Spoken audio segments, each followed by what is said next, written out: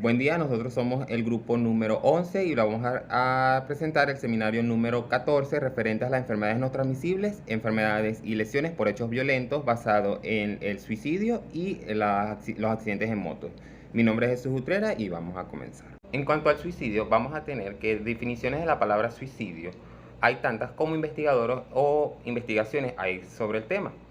Etimológicamente, la palabra suicidio proviene del latín suicidium, que significa o se divide en sui, que se traduce como uno mismo, y suidium, que se traduce como matar, es decir, las acciones voluntarias del individuo destinadas a la autodestrucción. Por su parte, la Real Academia Española la define como la acción o el efecto de suicidarse, o la acción o conducta que perjudica o puede perjudicar muy gravemente a quien la realiza. Por otra parte, la Organización Mundial de la Salud lo va a definir como el acto deliberado de quitarse la vida. Entonces, vamos a ver que la conducta suicida es un fenómeno muy complejo y que tiene muchas implicaciones tanto psicopatológicas como sociales, morales y existenciales. Entonces, dar con una definición única y universal sobre la palabra suicidio puede ser muy difícil y muchos lo han intentado a lo largo de los años, pero sería la del doctor Juan Carlos Valerio Rojas el que nos daría una definición más precisa o más práctica. Y él la define como aquella conducta que, dirigida por el propio sujeto, conduce a la muerte o a una situación de gravedad mortal, bien sea de forma activa o pasiva.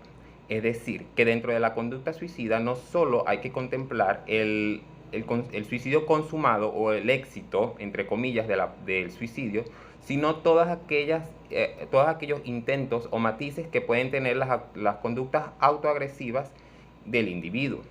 Cuanto a la conducta suicida, vamos a tener que existen dos elementos fundamentales, que son el criterio autoinfligido, que se refiere a la violencia producida por el paciente, y el criterio de propósito, que es la finalidad que éste tiene con su muerte. Y la presencia o ausencia de uno o ambos criterios son los que van a determinar las diferentes conductas suicidas.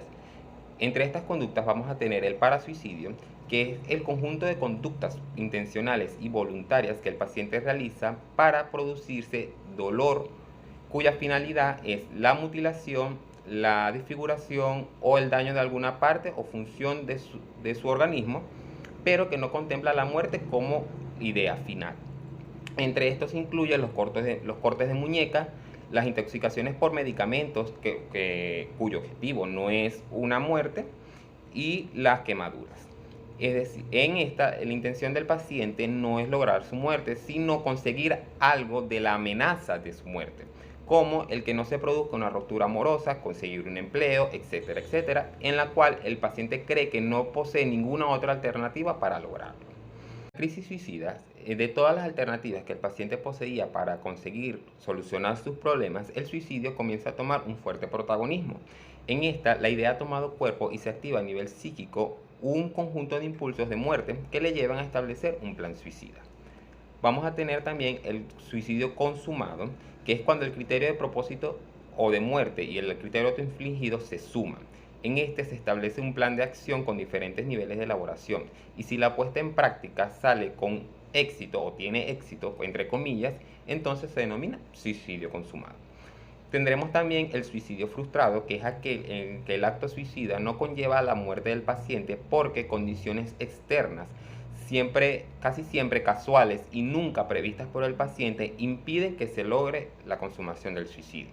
Es decir, esta se diferencia del parasuicidio porque la finalidad en este caso sí es la muerte, pero no lo consigue siempre debido a medios externos. Por ejemplo, un paciente que se lance de una ventana y caiga sobre las cuerdas de un tendedero. La tentativa de suicidio es toda conducta que busca la propia muerte del individuo, pero que no logra sus propósitos porque la persona no emplea los medios adecuados y por lo tanto el sujeto no consigue acabar con su vida. Es un intento que puede fallar por múltiples causas. Por ejemplo, no tener una firme decisión de suicidarse hasta el empleo de medios blandos. En este existe el propósito de muerte, pero el criterio autoinfligido no es el adecuado. En cuanto a la clasificación, vamos a tener que el CIE-10, en su capítulo de causas externas de morbilidad y mortalidad, clasifica o denominan al suicidio como lesiones autoinfligidas intencionalmente. Entonces vamos a tener que en su apartado X60 hasta el X69 vamos a ver el envenenamiento autoinfligido intencionalmente por analgésicos, narcóticos, alcohol, disolventes orgánicos, plaguicidas, etc., entre muchos otros. Y en el apartado X70 hasta el X84 van a ser las lesiones autoinfligidas intencionalmente por ahorcamiento, ahogamiento, disparo de armas, materiales explosivos, objetos cortantes, colisión de vehículos, etcétera, etcétera, etcétera. La clasificación de los fenómenos suicidas, según su etiología, vamos a tener el suicidio psicótico, que es aquel que se produce en el curso de una psicosis, como en el de una esquizofrenia o en el curso de un trastorno bipolar.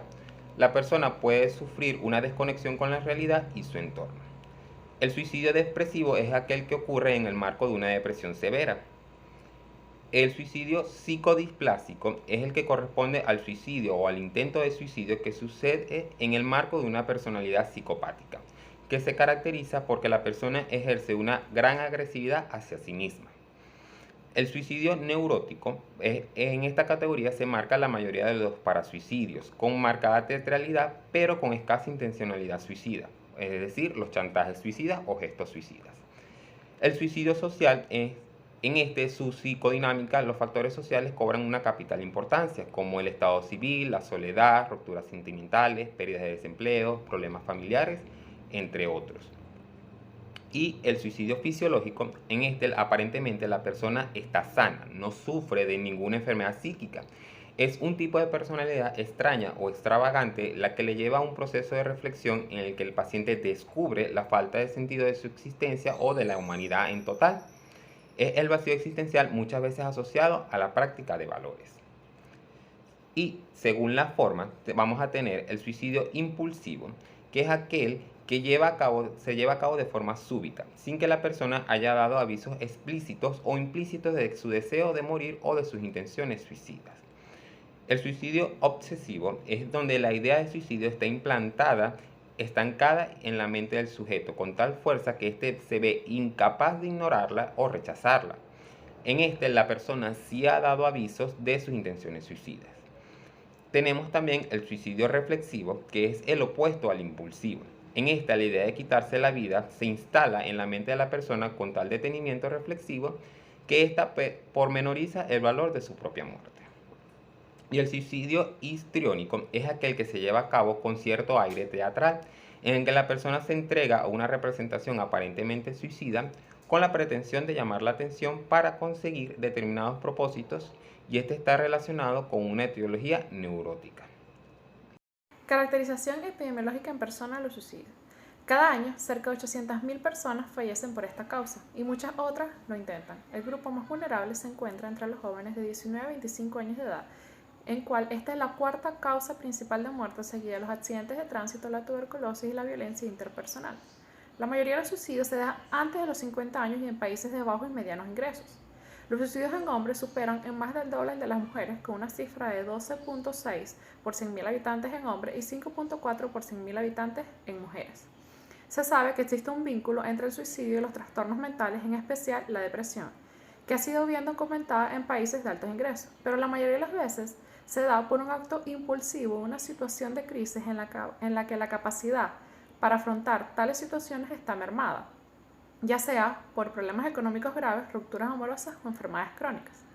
También se ha evidenciado suficientemente que vivir abusos, actos de violencia, catástrofes, pérdida de seres queridos y aislamiento puede llevar al suicidio. Las tasas aumentan en los grupos más vulnerables, como los refugiados e inmigrantes, las personas homosexuales, bisexuales, transexuales, los pueblos indígenas y los reclusos. Sin duda alguna, el mayor factor de riesgo para cometer suicidio es un intento previo de este.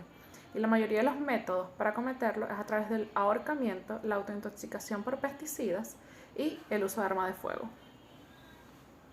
En la caracterización epidemiológica en tiempo y espacio, en la antigüedad, en países como Japón, China y gran parte de Europa, el suicidio era frecuente y honroso. En los siglos XVII y XVIII, la Iglesia castigaba severamente a aquellas personas que lo cometían. En 1820, Falres señaló que el suicidio era resultado de un trastorno mental, y en 1838 Esquirol se refirió al acto suicida como consecuencia de una crisis de tipo afectivo. A finales del siglo XIX, Morselli describió los factores en los cuales se basaron los estudios y teorías sobre el suicidio. En 2019 se estima que 703.000 personas murieron por suicidio y la tasa mundial por edad fue de 9 por 100.000 habitantes. En Venezuela, para el año 2019, hubo un total de 585 suicidios y para el año 2020, 1.150 suicidios, datos que fueron recolectados por el Observatorio Venezolano de Violencia. En el análisis de riesgo, según el modelo de campo de la salud en los suicidios, en la biología humana se estudió que aquellos suicidios tienen una anomalía en la neurotransmisión serotonérgica en la corteza prefrontal, hipocampo, hipotálamo y tallo cerebral. Esto es de relevancia porque en la corteza prefrontal está el control cognoscitivo y conductual, y cuando se ve alterado, hay una desinhibición conductual donde aumenta la impulsividad, y esto da propensión a cometer el suicidio, aunque está más que todo relacionado a un intento previo en aquellas personas que sufran depresión, esquizofrenia y trastorno de la personalidad. En el estilo de vida está el trastorno por consumo de alcohol y otras sustancias, comportamientos conflictivos y la práctica de autolesión. En el medio ambiente está un ambiente familiar disfuncional, tener una orientación sexual que no es aceptada ni respetada, la falta de apoyo a un niño que no se sienta apoyado por un adulto que es importante para él, sus amigos, se aísla y el suicidio le parece una buena solución. El acoso, ser víctima de acoso, es un factor de riesgo para llevar a cabo un suicidio, pero los niños acosadores también tienen un alto índice de suicidio. La Organización de la Atención de la Salud, la OMS y la OPS, sus miembros, se comprometieron a trabajar en conjunto para reducir la tasa de suicidio en una tercera parte para el año 2030. En las manifestaciones clínicas de suicidio, primero hablar acerca del suicidio, decir constantemente me quiero morir, para qué estoy vivo, ya no quiero vivir más. Obtener los medios para quitarse la vida, como comprar un arma, aislarse de la sociedad, planear un suicidio, sentirse atrapado o sin esperanza respecto a alguna situación, sufrir de trastornos de ansiedad y o depresión, aumentar el consumo de drogas y alcohol, regalar todas las pertenencias sin una explicación lógica para hacerlo, sufrir cambios bruscos de personalidad, cambios en la alimentación y en el sueño, y también estar siempre exaltado. Aunado a algunas de las características mencionadas anteriormente, es advertencia que una persona puede sufrir de suicidio. La historia clínica constituye el pilar fundamental para el diagnóstico del suicidio, permitiéndonos intervenir de manera oportuna y adecuada. Debe ser completa para poder obtener todos los datos necesarios. En cuanto a la anamnesis, podemos tener en cuenta los siguientes criterios que, en caso de ser positivo, pudiera acercarnos a un posible diagnóstico. Entre ellas tenemos los estados de ánimo. Expresan los sentimientos de la persona, ya sea tristeza, soledad o hipersensibilidad. Este es más fácil evaluarlos en los niños, ya que se expresan con mayor facilidad que los adultos. Las ideas de autodesprecios expresan los sentimientos de personas que generalmente tienen baja autoestima, irritabilidad y agitación, alteración en los patrones del sueño, disminución en la socialización, ya sea en el trabajo, en la escuela o incluso en el mismo hogar, pérdida de la energía habitual, cambios en el apetito o peso. Y en cuanto a los factores de riesgo, deberemos hacer una evaluación exhaustiva para ver si hay presencia de estos. En cuanto a los factores de riesgo, es importante tenerlos siempre en cuenta, porque ellos van a ser clave tanto como para lo del diagnóstico como para la prevención, que se va a hablar más adelante. Entonces tenemos en el número 1 aquellos pacientes que tienen barreras de acceso a los centros de salud. En el número 2, ingresos hospitalarios, aquellos pacientes que ya hayan tenido un intento de suicidio. En el número 3, pacientes que hayan tenido crisis por diferentes motivos, como pérdidas económicas, ansiedad, estrés o cualquier otra situación que les genere una crisis. En el número 4 tenemos aquellos pacientes que tienen una historia psiquiátrica familiar, también que haya presencia de familiares con enfermedades mentales, pérdidas de los familiares, aislamiento social, entre otras. En el número 5 tenemos las relaciones interpersonales, tanto en hombres como mujeres. Un ejemplo de ellos puede ser la violencia doméstica o aquellos entornos familiares que son muy problemáticos. En el número 6 tenemos los mayores de edad. Según estudios recientes, los mayores de edad constituyen un factor de riesgo del suicidio, ya sea por un dolor de una enfermedad que esté presente o por el aislamiento social o familiar que éste pueda tener. En la actualidad, el tratamiento va a depender de los pensamientos y comportamientos suicidas que está teniendo el paciente en ese momento en específico. La primera forma de iniciar un tratamiento es iniciar una conversación. Lo ideal es que sea por un profesional médico, ya sea un psicólogo o un psiquiatra. Sin embargo, una persona de confianza, ya sea un amigo o un familiar, puede iniciar este tratamiento. También es conocido como la terapia de conversación y permite al paciente descubrir los problemas por los cuales surgen estos comportamientos y crear habilidades para poder evitarlos. La otra forma es la atención médica psiquiátrica y es utilizada generalmente en aquellos pacientes que ya han tenido un intento de suicidio, y este tratamiento se crea entre el psiquiatra y el paciente, generando planes de tratamiento para mejorar.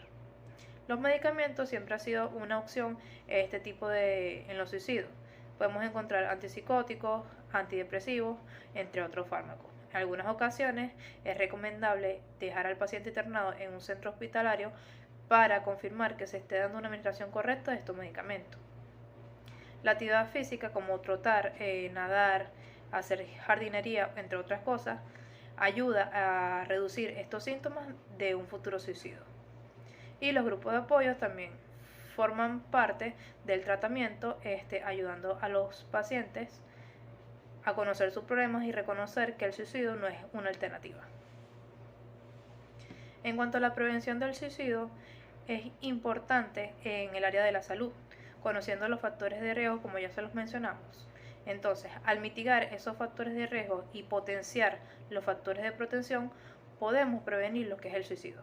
Tenemos distintos ítems aquí que pueden ayudar a prevención del suicidio, como es concienciarnos sobre el tema e informar a los demás, conocer las causas del suicidio y las señales de alerta, mostrar cuidado y ayuda a las personas, cuestionar el estigma asociado al suicidio y a los problemas de salud mental, iniciar una conversación, capacitar a todo tipo de trabajador de salud y identificar y apoyar a las personas en riesgo y restringir el acceso a medios letales. Continuando con estos seminarios, vamos a seguir con los programas de prevención del suicidio.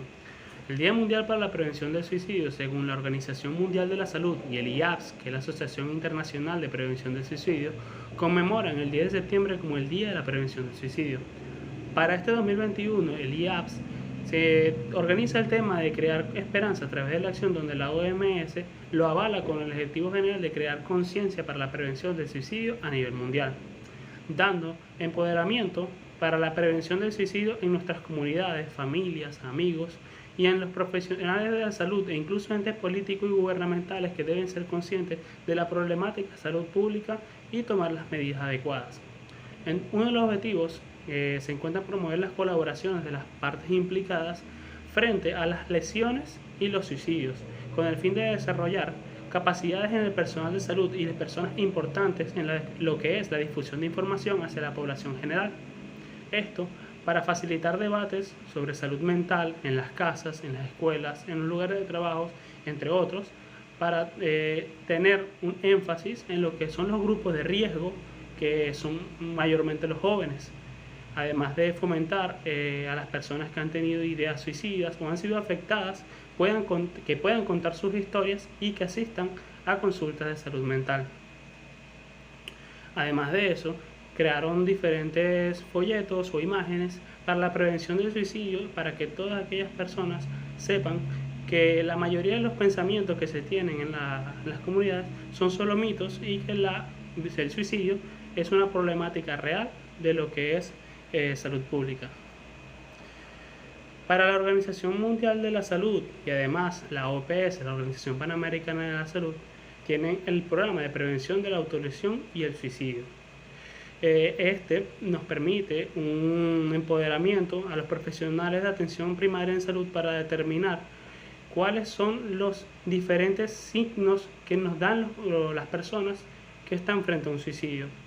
Este programa está dirigido a trabajadores de salud, médicos, personales no médicos, como las enfermeras, pioneristas y demás, estudiantes de medicina y a salud pública en general, que le permite una capacitación en lo que es la detección temprana y el manejo de personas, determinar cuáles son las tasas reales que se encuentran en lo que es el suicidio, la repercusión social que tiene el suicidio, identificar y comprender cuáles son estos síntomas, estos signos que nos dan a saber qué persona está en riesgo de cometer un suicidio y tener en cuenta cuál es su papel en la prevención del suicidio.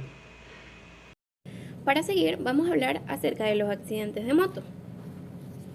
Pero primero vamos a definir una serie de términos generales, en los cuales tenemos el choque, que es el impacto que ocurre de un vehículo, una motocicleta en movimiento contra un objeto en reposo. El volcamiento, que se da cuando se pierde el sentido original de circulación de un vehículo. La colisión es el impacto que ocurre entre dos o más vehículos en movimiento. Encunetamiento es el resultado de la pérdida del control del vehículo y que su punto de pare es una cuneta, una zanja o un canal de desagüe. El atropello es la acción que realiza el vehículo que se encuentra en movimiento de empujar, derribar o embestir violentamente. El arrollamiento es cuando por lo menos una de las ruedas del vehículo pasa por encima del cuerpo o partes del cuerpo de una persona. Y empotramiento es cuando un vehículo se desliza por debajo de un camión. La definición de los accidentes de moto. Aquí vamos a tener que ella ocurre de manera súbita e inesperadamente sobre la vía y que estos generalmente son dados por condiciones o actos irresponsables que pueden ser previsibles. Esto está atribuido a factores humanos, a señalizaciones, a cambios climatológicos o a fallos que poseen los mismos vehículos, que estos van a generar consecuencias como pérdidas humanas prematuras, lesiones y pueden dejar secuelas tanto psicológicas como físicas. Además de que los accidentes de moto no brindan la protección que brinda un vehículo, por lo cual estos son muchísimo más graves.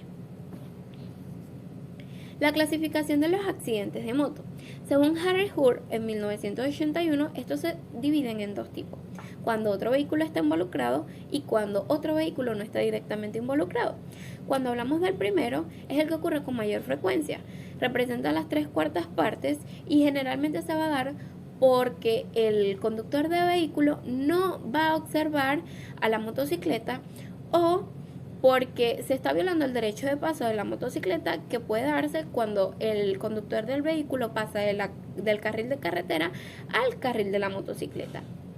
Luego tenemos el segundo, que ocurre con menor frecuencia, representando nada más 1/4 parte, pero este más mortal, ya que un estudio realizado en el 2011 logró deducir que más del 50% de las muertes por los accidentes de moto entraban en esta categoría. Esta a su vez se subdivide. Aquí tenemos que una de las causas pueden ser violaciones del derecho de paso. Aquí no va a estar directamente involucrado un vehículo, pero estas se dan porque el conductor del vehículo va a estar violando el derecho de paso del conductor de la motocicleta, por lo cual este segundo va a desviar su camino de circulación original para tratar de dejarlo atrás y este puede tener el desenlace de un accidente de moto. Error del ciclista, que es cuando los conductores de las motos están bajo los efectos del alcohol o de drogas o van a muy altas velocidades, por lo cual desencadena un accidente de moto. Y la falla del vehículo, que este puede ser un mal mantenimiento del vehículo, que un bache y haya una ruptura del neumático, un pinchamiento, por lo cual genera un accidente de moto. Caracterización epidemiológica en tiempo, espacio y persona. Según el sexto informe sobre la situación de seguridad vial en Venezuela, el número de siniestros viales aumenta y disminuye según los meses de año y las estacionalidades, observándose picos tradicionales por influencia de diversos factores tales como un aumento en la circulación de vehículos, disminución de la vigilancia de los organismos de seguridad, el consumo de drogas lícitas, ilícitas y condiciones medioambientales adversas como las lluvias. En los carnavales de febrero de 2015 y 2016, el 2015 presentó un alza respecto al mes precedente. En 2016 prácticamente se mantuvo la misma tendencia. Para la fecha del 12 de octubre del 2015, esta fecha correspondió a un día lunes. Se registraron 25 defunciones por siniestros viales durante lo que coloquialmente se conoce como puente. Vale la pena destacar que para este día no hubo operativos de seguridad, mientras que el año siguiente, en 2016, esta fecha correspondió a un día miércoles y solo se registraron 8 defunciones. Por lo tanto, podemos concluir que se producen diferencias con respecto al promedio diario de muertes y que la cifra de defunciones aumenta cuando no se realizan despliegues de los cuerpos de seguridad. En cuanto a los días de la semana, los días viernes, sábado y domingo, prácticamente se duplica la media de defunciones con respecto a los días lunes, martes, miércoles y jueves. Esta marcada diferencia ameritaría una investigación mucho más profunda. En cuanto al espacio, los siniestros viales ocupan importantes lugares entre las causas de mortalidad a nivel nacional. En el estado Amazonas ocupa la tercera causa de mortalidad, mientras que en el estado Nueva Esparta y Mérida la cuarta causa, y en nuestro estado Bolívar ocupa la sexta causa de mortalidad. Según el tipo de vehículos involucrados, la motocicleta se lleva el mayor registro con 336 casos, mientras que las camionetas y automóviles le siguen con totales muy cercanos. En cuanto a los transportes colectivos, se registraron 86 casos fatales y esto nos lleva a realizar un llamado de atención a las autoridades competentes para que realicen vigilancia continua y permanente. Según el tipo de vía, es más común que se presenten los siniestros viales en las carreteras. Esto por la suma de múltiples factores, tales como los excesos de velocidad, malas condiciones de las vías, la escasa vigilancia y el deterioro del parque automotor. En cuanto a la caracterización epidemiológica en persona, tenemos que los accidentes de vehículos de motor ocupan la sexta causa de mortalidad a nivel nacional. Los accidentes en moto ocupan el primer lugar de fallecimientos por accidentes de tránsito con un 39%. Este tipo de accidentes es más común en hombres y el grupo etario que más se afecta es aquel comprendido entre los 15 y 44 años, es decir, la población económicamente activa. Se observa que las personas entre los 20 y 34 años fallecen con mayor frecuencia, mientras que los ancianos y niños son la población menos afectada porque tienen poca tendencia a desplazarse en este tipo de vehículos. Entre las principales causas de accidentes de moto tenemos en primer lugar las colisiones y choques, seguida de caídas, arrollamientos y finalmente volcamientos. En particular en miembros inferiores y superiores, dependiendo del tipo de impacto y la expulsión del conductor contra el pavimento, va a hacer que estas extremidades, tanto superiores como inferiores, sean las que amortiguen la caída. Entre los signos y síntomas de una fractura tenemos dolor, crepitación, movimiento limitado o incapacidad para mover la extremidad, hematoma. Si se trata de una fractura abierta, puede haber solución de continuidad de la piel y la extremidad o articulación puede estar deformada. Trauma cráneoencefálico son las de mayor mortalidad. Tienen secuelas de suma importancia tanto clínicas como sociales. Cada vez son más los conductores sin el uso de cascos protectores. Estos tienen como función la absorción y redistribución de esa energía cinética que sucede en el accidente. Dentro de los síntomas de un traumatismo cráneoencefálico son muy variados, pero podemos tener cefalea llegando a ser limitante, mareo, vómitos, visión borrosa y convulsiones. Lesiones raquimedulares. Como sabemos, la columna vertebral tiene como vital función protección de la médula espinal. Estas lesiones raquimedulares representan un 10% de todas las lesiones y dependiendo de la zona afectada, el paciente presentará diversos síntomas. Lesiones en región torácica y abdominal. Debido al gran número de órganos encontrados, es importante realizar un examen físico completo y exhaustivo de estos pacientes. Entre los síntomas, que son muy variados, podemos tener palidez cutánea, dolor torácico o abdominal, disnea, distensión abdominal, entre otros. Quemaduras. Al caer al suelo a gran velocidad se produce fricción que genera quemaduras en la piel. Estas pueden dejar cicatrices y en algunos casos pueden requerir cirugía plástica.